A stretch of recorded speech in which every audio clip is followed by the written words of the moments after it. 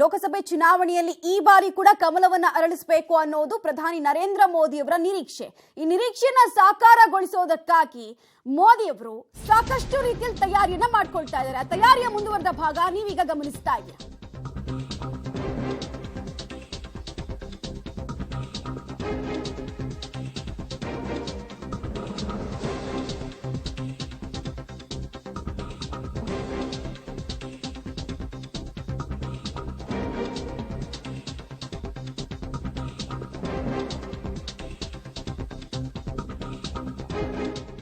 ಪ್ರಧಾನಿ ನರೇಂದ್ರ ಮೋದಿ ಅವರ ದಕ್ಷಿಣ ಭಾರತ ಚದುರಂಗದ ಆಟಕ್ಕೆ ಕರ್ನಾಟಕ ಸಾಕ್ಷಿ ಆಗುತ್ತಾ ಅನ್ನೋ ಪ್ರಶ್ನೆ ಇದೆ.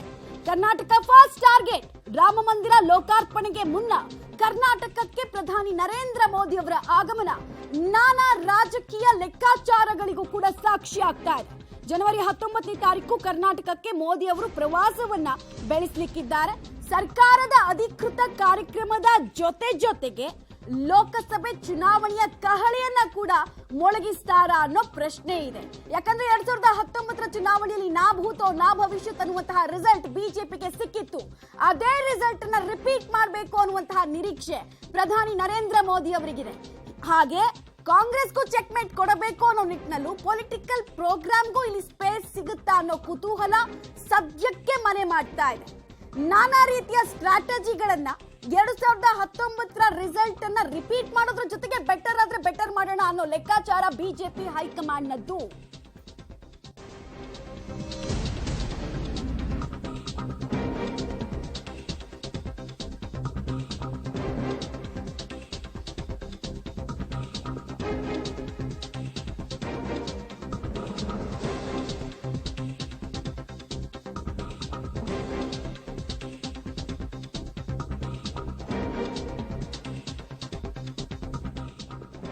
ಲೋಕಸಭೆ ಚುನಾವಣೆ ಫೇಸ್ ಮಾಡೋದಕ್ಕೆ ಒಂದೊಂದೇ ಇಟ್ಟಿಗೆಯನ್ನ ಜೋಡಿಸೋ ಕೆಲಸಕ್ಕೆ ಮೋದಿ ಅವರು ಮುಂದಾಗ್ತಾ ಇದ್ದಾರೆ ಹಾಗಾದ್ರೆ ಅನ್ನೋ ಕುತೂಹಲ ಇದೆ. ಯಾಕಂದ್ರೆ ಬಂಡೀಪುರದಲ್ಲಿ ಆದಿವಾಸಿಗಳ ಜೊತೆಗೆ ಸಂವಾದವನ್ನ ನಡೆಸೋದಕ್ಕೆ ಪ್ಲಾನ್ ಮಾಡ್ಕೊಳ್ತಾ ಇದ್ದಾರೆ.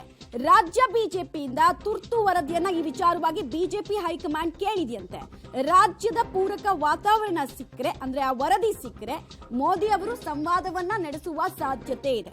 ಲಕ್ಷದ್ವೀಪ ಕೇರಳ ಬಳಿಕ ಕರ್ನಾಟಕ ಪ್ರವಾಸವನ್ನ ಪ್ರಧಾನಿ ನರೇಂದ್ರ ಮೋದಿ ಅವರು ಕೈಗೊಳ್ಳುತ್ತಾ ಇದ್ದಾರೆ. ಆ ಮೂಲಕ ಇಡೀ ಪೊಲಿಟಿಕಲ್ ದಿಕ್ಕು ದೆಸೆಯನ್ನ ಬದಲಾಯಿಸಬಹುದಾ ಅನ್ನುವಂತಹ ಕುತೂಹಲ ಕೂಡ ಇದೆ. ಒಂದು ವೇಳೆ ಪೊಲಿಟಿಕಲ್ ಪ್ರೋಗ್ರಾಮ್ಗೆ ಸ್ಪೇಸ್ ಸಿಕ್ಕಿದ್ರೆ ಇದರಲ್ಲಿ ಯಾವುದೇ ಆಶ್ಚರ್ಯ ಕೂಡ ಇಲ್ಲ.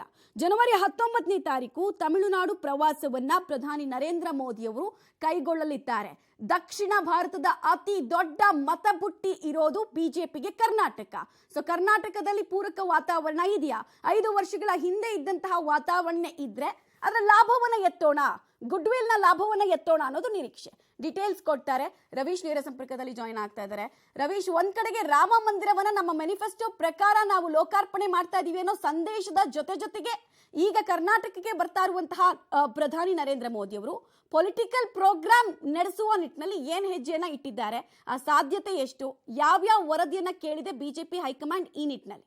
ಮಮತಾ, ಪ್ರಮುಖವಾಗಿರ್ತಕ್ಕಂಥದ್ದು ವಿಧಾನಸಭಾ ಚುನಾವಣೆಯ ಸಂದರ್ಭದಲ್ಲಿ ಹೀನಾಯವಾಗಿ ಬಿಜೆಪಿ ಸೋತ ಬಳಿಕ ಕರ್ನಾಟಕದ ರಾಜಕಾರಣ, ಅದರಲ್ಲೂ ಕೂಡ ಬಿಜೆಪಿ ನಾಯಕರ ಬಗ್ಗೆ ದೊಡ್ಡ ಮಟ್ಟದಲ್ಲೇ ಬೇಸರ ಇತ್ತು ಪ್ರಧಾನಿಯವರಿಗೆ ಅನ್ನೋದು ಕೂಡ ಸತ್ಯಾಂಶ ಇತ್ತು. ಅದರ ಜೊತೆಗೆ ಅದಾದ ಬಳಿಕ 2-3 ಸಾರಿ ಬೆಂಗಳೂರಿಗೆ ಬಂದಂತಹ ಸಂದರ್ಭದಲ್ಲೂ ಕೂಡ ಯಾವುದೇ ರೀತಿಯ ರೋಡ್ ಶೋನ ನಡೆಸೋದಕ್ಕೆ ಮುಂದಾಗಲಿಲ್ಲ. ರೋಡ್ ಶೋ ಕೂಡ ಫಿಕ್ಸ್ ಆಗಿತ್ತು. ಅದಾದ ಬಳಿಕ ರೋಡ್ ಶೋನನ್ನ ಪಕ್ಷದ ವತಿಯಿಂದ ಏನಿತ್ತು ಅದನ್ನು ಅಧಿಕೃತವಾಗಿ ಕ್ಯಾನ್ಸಲ್ ಮಾಡಿದ್ರು. ಜೊತೆಗೆ ಇಸ್ರೋ ಭೇಟಿಯ ಸಂದರ್ಭದಲ್ಲೂ ಕೂಡ ಎಲ್ಲೋ ಒಂದ್ ಕಡೆ ಆ ಒಂದು ಇಸ್ರೋ ಮುಂಭಾಗದಲ್ಲಿ ಇರ್ತಕ್ಕಂಥದ್ದು ಕೂಡ ಬಿಜೆಪಿ ನಾಯಕರನ್ನ ಒಳಗಡೆ ಬಿಟ್ಕೊಳ್ಳದೇನೆ ಅಲ್ಲೂ ಕೂಡ ರೋಡ್ ಶೋನ ಮಾಡಿದ್ರು. ಆದ್ರೆ ಈಗ ಎಲ್ಲ ಒಂದ್ ಕಡೆ ಲೋಕಸಭಾ ಚುನಾವಣೆ ದೃಷ್ಟಿಯಿಂದ ಪಿಚ್ ಅನ್ನ ಒಂದ್ ರೀತಿಯಲ್ಲಿ ರೆಡಿ ಮಾಡ್ಕೊಳ್ತಾ ಇರೋ ಅನ್ನೋದು ಕೂಡ ಸ್ಪಷ್ಟವಾಗ್ತಾ ಇದೆ. ಯಾಕೆಂದ್ರೆ ಸೌತ್ ಇಂಡಿಯಾದಲ್ಲಿ ಒಂದ್ ರೀತಿಯಲ್ಲಿ ಹವಾ ಎಬ್ಬಿಸೋದಕ್ಕೆ ಈಗಾಗಲೇ ಒಂದರ ಮೇಲೆ ಒಂದರಂತೆ ಇಟ್ಟಿಗೆಗಳನ್ನ ಜೋಡಿಸ್ತಾ ಇದ್ದಾರೆ ಅನ್ನೋದು ಕೂಡ ಸ್ಪಷ್ಟವಾಗಿದೆ. ಯಾಕೆಂದ್ರೆ ಲಕ್ಷದ್ವೀಪ ಆಯ್ತು, ಇವತ್ತು ಕೊಚ್ಚಿ ಮತ್ತೆ ಹೈದರಾಬಾದ್ ಇವತ್ತು ಮತ್ತೆ ನಾಳೆ 2 ದಿನಗಳ ಕಾಲ ಪ್ರವಾಸ ಇದೆ. ಹಾಗಾಗಿ ಆಂಧ್ರ ಪ್ರದೇಶವನ್ನು ಒಂದು ಕವರ್ ಮಾಡ್ತಾರೆ, ಜೊತೆಗೆ ತೆಲಂಗಾಣ, ಅದರ ಜೊತೆಗೆ ತಮಿಳುನಾಡು ಮತ್ತೆ ಕರ್ನಾಟಕ. ಹಾಗಾಗಿ ಸೌತ್ ಇಂಡಿಯಾ ಟಾರ್ಗೆಟ್ ಅಲ್ಲಿ ಪ್ರಮುಖವಾಗಿರ್ತಕ್ಕಂಥದ್ದು ಬಿಜೆಪಿಗೆ ದೊಡ್ಡ ಮಟ್ಟದ ಲಾಭ ತಂದುಕೊಟ್ಟಿರ್ತಕ್ಕಂಥದ್ದು ಕರ್ನಾಟಕ. ಹಾಗಾಗಿ ಕರ್ನಾಟಕದಲ್ಲಿ ಇರುವ ಸ್ಥಾನಗಳನ್ನು ಉಳಿಸ್ಕೊಳ್ಳೋದ್ರ ಜೊತೆಗೆ ಎಲ್ಲ ಒಂದ್ ಕಡೆ ಕನಿಷ್ಠ ಪಕ್ಷ 20+2 ಈ ಒಂದು ಸ್ಥಾನಗಳನ್ನು ಕೂಡ ಗಟ್ಟಿ ಮಾಡ್ಕೊಳ್ಳೋದಕ್ಕೆ ಪ್ರಧಾನಿ ನರೇಂದ್ರ ಮೋದಿ ಅವರು ಪ್ಲಾನ್ ಮಾಡ್ತಾ ಇದ್ದಾರೆ. ಹಾಗಾಗಿ ಸರ್ಕಾರಿ ಕಾರ್ಯಕ್ರಮ ಬೆಂಗಳೂರಿನಲ್ಲಿ ಜನವರಿ 19ನೇ ತಾರೀಕಿದೆ. ಇದೇ ಸಂದರ್ಭದಲ್ಲಿ ಬಂಡೀಪುರದ ಆದಿವಾಸಿಗಳ ಜೊತೆ ಎಲ್ಲೋ ಒಂದ್ ಕಡೆ ಒಂದು ಸಂವಾದ ಕಾರ್ಯಕ್ರಮವನ್ನ ಫಿಕ್ಸ್ ಮಾಡಕ್ ಆಗುತ್ತಾ, ಯಾವ ರೀತಿ ವಾತಾವರಣ ಇದೆ ಅನ್ನೋದು ಕೂಡ ರಿಪೋರ್ಟ್ ಅನ್ನ ಕೇಳಿರ್ತಕ್ಕಂಥದ್ದು ರಾಜ್ಯ ಬಿಜೆಪಿಯಿಂದ. ಆ ಕಾರಣಕ್ಕೋಸ್ಕರವಾಗಿ ರಾಜ್ಯ ಬಿಜೆಪಿ ತುರ್ತು ರಿಪೋರ್ಟ್ ಅನ್ನ ಇವತ್ತು ಸಂಜೆ ಒಳಗಡೆ ಕಳಿಸುತ್ತೆ. ಒಂದ್ ವೇಳೆ ಏನಾದ್ರೂ ಪೂರಕ ವಾತಾವರಣ ಇದೆ, ಆದಿವಾಸಿಗಳ ಜೊತೆ ಸಂವಾದವನ್ನು ನಡೆಸಬಹುದು, ಅದಕ್ಕೆ ಎಲ್ಲಾ ರೀತಿ ವ್ಯವಸ್ಥೆ ಮಾಡ್ತೀವಿ ಅಂತ ಏನಾದ್ರು ರಿಪೋರ್ಟ್ ಅನ್ನ ಕಳಿಸಿದ್ದೆ ಆದ್ರೆ ಖಂಡಿತವಾಗಿ ಕೂಡ ಜನವರಿ 19ರಂದು ಆ ಒಂದು ಆದಿವಾಸಿಗಳ ಜೊತೆ ಮೋದಿ ಅವರ ಸಂವಾದ ಫಿಕ್ಸ್ ಆಗುತ್ತೆ. ಹಾಗಾಗಿ ಅದಕ್ಕೆ ಈಗಾಗಲೇ ಬಿಜೆಪಿ ಹೈಕಮಾಂಡ್ ವತಿಯಿಂದಲೂ ಕೂಡ ವರದಿ ಕೇಳಿರ್ತಕ್ಕಂಥದ್ದು. ಅದ್ರ ಜೊತೆಗೆ ಜನವರಿ 19ನೇ ತಾರೀಕು ಖೇಲೋ ಇಂಡಿಯಾ ಚೆನ್ನೈನಲ್ಲಿ ಇನಾಗ್ರೇಷನ್ ಇದೆ. ಆ ಕಾರ್ಯಕ್ರಮದಲ್ಲಿ ಭಾಗವಹಿಸೋದಕ್ಕೆ ಕರ್ನಾಟಕದಿಂದ ಪ್ರವಾಸ ಮುಗಿದ ಬಳಿಕ ಅಲ್ಲಿಗೆ ತೆರಳುತ್ತಾರೆ ಅಂತ ಕೂಡ ಹೇಳಲಾಗ್ತಾ ಇದೆ. ಹಾಗಾಗಿ ಚೆನ್ನೈಗೆ ಹೋಗೋ ಮೊದಲು ಆದಿವಾಸಿಗಳ ಜೊತೆ ಸಂವಾದ ನಡೆಸ್ತಾರೋ ಇಲ್ಲೋ ಕೂಡ ಕಾದ್ ನೋಡ್ಬೇಕಾಗುತ್ತೆ. ಕನಿಷ್ಠ ಪಕ್ಷ ಎಲ್ಲೋ ಒಂದ್ ಕಡೆ ಒಂದು ಗಡಿ ಭಾಗಗಳಲ್ಲಿ ಏನಾದ್ರೂ ಒಂದ್ ರೀತಿಯಲ್ಲಿ ರೋಡ್ ಶೋ ನಡೆಸೋದಕ್ಕೆ ಆ ವ್ಯವಸ್ಥೆ ಇರುತ್ತಾ, ಅಲ್ಲ ಅರೇಂಜ್ ಮಾಡಬಹುದಾ ಅನ್ನೋ ವರದಿಯನ್ನು ಕೂಡ ಕೇಳಿದ್ದಾರೆ. ಹಾಗಾಗಿ ಇವತ್ತು ಸಂಜೆ ಒಳಗಡೆ ವರದಿ ಏನ್ ರವಾನೆ ಆಗುತ್ತೆ ಅದರ ಆಧಾರದ ಮೇಲೆ ಎಲ್ಲವೂ ಕೂಡ ಫಿಕ್ಸ್ ಆಗುತ್ತೆ. ಒಂದಂತೂ ಸತ್ಯ, ಸೌತ್ ಇಂಡಿಯಾದಲ್ಲಿ ಕರ್ನಾಟಕವೇ ಬಿಜೆಪಿಯ ಮೇನ್ ಟಾರ್ಗೆಟ್ ಆಗಿರ್ತಕ್ಕಂಥದ್ದು. ಆ ಕಾರಣಕ್ಕೋಸ್ಕರವಾಗಿ ಜೆಡಿಎಸ್ ಜೊತೆ ಮೈತ್ರಿಗೆ ಈಗಾಗಲೇ ಘೋಷಣೆ ಮಾಡಿದರೆ, ಸೀಟ್ ಹಂಚಿಕೆ ಮಾತ್ರ ಬಾಕಿ ಇದೆ. ಹಾಗಾಗಿ 20+2 ಇದನ್ನ ದಾಟ್ತಾರೋ ಅಥವಾ ಏನ್ ಸ್ಟ್ರಾಟಜಿ ಅನ್ನೋದು ಕೂಡ ಕಾದ್ ನೋಡ್ಬೇಕಾಗುತ್ತೆ. ವಿಧಾನಸಭೆ ಚುನಾವಣೆಯ ಸೋಲಿನ ಕೈಯನ್ನ ಲೋಕಸಭಾ ಚುನಾವಣೆ ಮರೆಸುತ್ತಾ ಮೋದಿ ಅವರಿಗೆ ಅನ್ನೋದು ಕೂಡ ಕಾದ್ ನೋಡ್ಬೇಕು. ಮಮತಾ, ಧನ್ಯವಾದ ರವೀಶ್ ತಮ್ಮೆಲ್ಲ ಮಾಹಿತಿಗಾಗಿ. ಜೊತೆಗೆ ಆದಿವಾಸಿಗಳ ಜೊತೆಗೆ ಸಂವಾದ ಯಾಕೆ ಅನ್ನೋ ಪ್ರಶ್ನೆ ಅನೇಕರಿಗಿರಬಹುದು. ಈಗಾಗಲೇ ದೇಶದಾದ್ಯಂತ ಆದಿವಾಸಿ ಬುಡಕಟ್ಟು ಜನರ ಮತಬುಟ್ಟಿ ಮೇಲೆ ಪ್ರಧಾನಿ ನರೇಂದ್ರ ಮೋದಿ ಅವರ ಕಣ್ಣು ಈಗಿಂದ ಅಲ್ಲ, ಪಂಚರಾಜ್ಯ ಚುನಾವಣೆಯಲ್ಲೂ ಕೂಡ ಬಿದ್ದಿತ್ತು. ಅದು ವರ್ಕೌಟ್ ಕೂಡ ಆಗಿತ್ತು.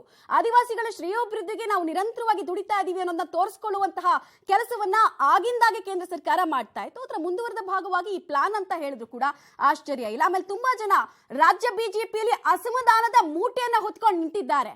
ಅಸಮಾಧಾನದ ಮೂಟೆಯನ್ನು ಸ್ವಲ್ಪ ಪಕ್ಕಕ್ಕಿಟ್ಟು ಲೋಕಸಭೆ ಚುನಾವಣೆಯಲ್ಲಿ ಕೆಲಸ ಮಾಡಿ ಅನ್ನೋ ಸಂದೇಶವನ್ನು ಕೂಡ ಕೊಡಬಹುದು.